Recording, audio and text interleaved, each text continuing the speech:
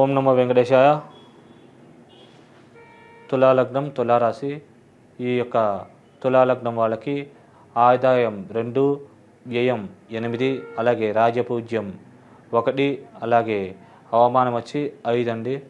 కాబట్టి ఖర్చుల విషయాల్లో కొద్దిగా ఆచితూచి వ్యవహరించాలి. సాధ్యమైనంత వరకు కొద్దిగా మౌనం పాటించినట్లయితే కనుక ఈ యొక్క అవమానాల నుంచి, ఇట్లాంటి వాటి నుంచి కూడా కొద్దిగా బయటపడగలుగుతారు. సాధ్యమైనంత వరకు పని మీద ఫోకస్ పెట్టి కొన్ని విషయాల్లో కొద్దిగా అప్రమత్తంగా ఉన్నట్లయితే కనుక ఈ యొక్క ప్రభావాలు ఉన్నప్పటికీ బయటపడగలుగుతారు. అలాగే ఈ యొక్క తులా లగ్నానికి ముఖ్యంగా గురువు వివాహ స్థానంలో పాపిగా ఉండడం వల్ల కొద్దిగా వివాహ ప్రయత్నాలు చేసే వాళ్ళకి స్వల్పంగా వివాహం ఆలస్యమయ్యే అవకాశం ఉంటుంది. భార్యాభర్తల మధ్య కూడా చిన్న మనస్పర్ధలు, తగాదాలు ఇట్లాంటివి వచ్చే అవకాశం ఉంది. కాబట్టి ఈ విషయాల్లో అప్రమత్తంగా జాగ్రత్తగా ఉంటే మంచిది.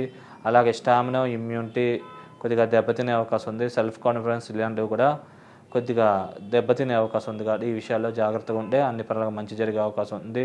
అలాగే స్నేహాల కొద్దిగా చేతిదాకా వచ్చి కొన్ని లాభాలు మిస్ అవ్వడం, మరియు అప్పుడప్పుడు స్నేహితుల ద్వారా, బంధువుల ద్వారా చిన్న మోసాలు జరగడం లాంటి పరిణామాలు జరిగే అవకాశం ఉంటుంది.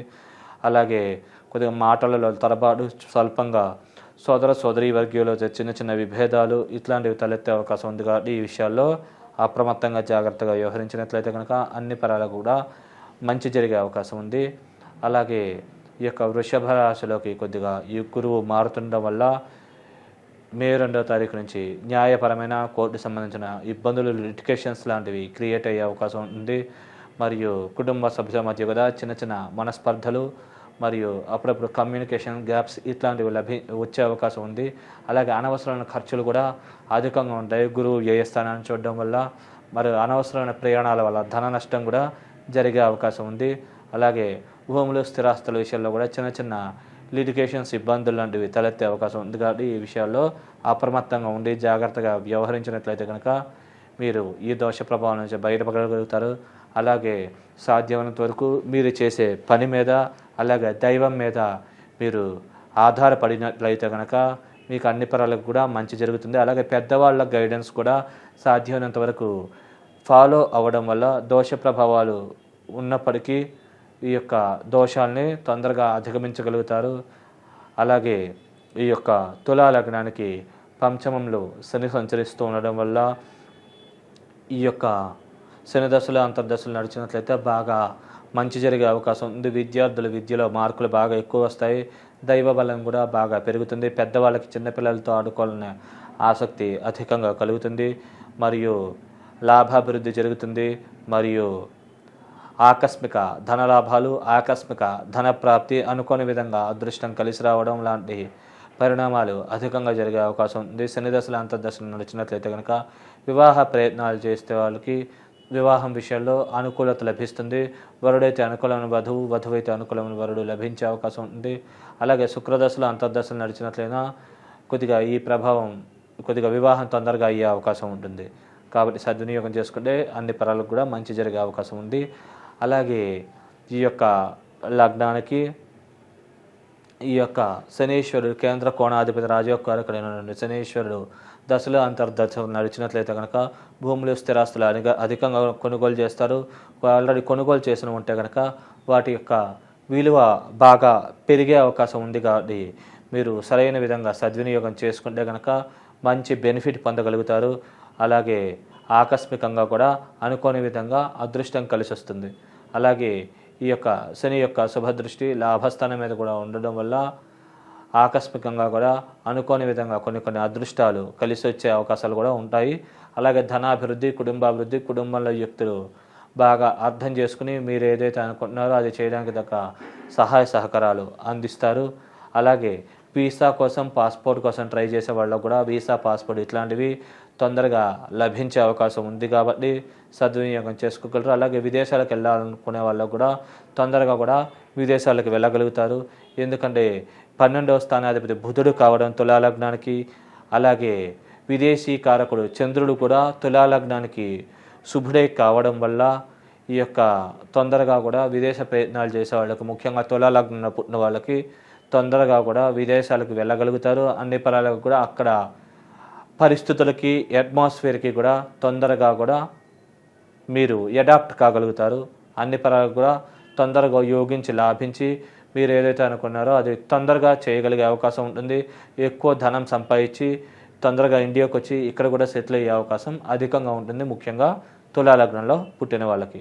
అలాగే ఈ యొక్క లగ్నానికి వ్యయంలో కేతువు, అలాగే 6వ ఇంట్లో రాహు ఉండడం వల్ల లోన్ల కోసం ట్రై చేసే వాళ్ళకి తొందరగా లోన్లు మంజూరవుతాయి. అలాగే శత్రు రోగ రుణాది పీడలు కూడా చాలా తక్కువగా ఉంటాయి. మీరు ఎవరైనా అప్పు తీర్చాలనుకుంటే తొందరగా అప్పు తీర్చగలుగుతారు. అలాగే మీకు ఎవరైనా బకాయి పడితే కనుక వాళ్ళు కూడా మీకు ఆ ధనం కొంచెం వరకు వచ్చే అవకాశం ఉంటుంది. కాబట్టి ప్రాపర్గా సద్వినియోగం చేసుకుంటే అన్ని పరాలకు కూడా యోగించి లాభించే అవకాశం ఉంది. అలాగే దైవికమైన కార్యక్రమాలు, తీర్థయాత్రలు, పుణ్యక్షేత్ర సందర్శనాల్లో అధికంగా పాల్గొంటారు.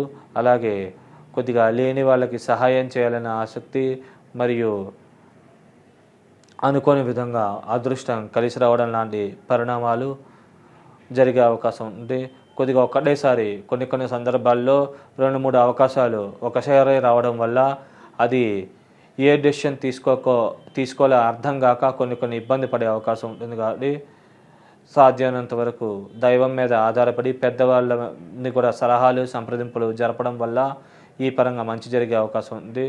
ఒకవేళ వ్యక్తిగత జాతకంలో కనుక ముందుగా కనుక రాహు మహాదశ అయిపోయి కేతు మహాదశ మిగిలి ఉన్నట్లయితే కనుక ఈ పరిణామాలు కొద్దిగా వ్యతిరేకంగా జరిగే అవకాశం ఉంది.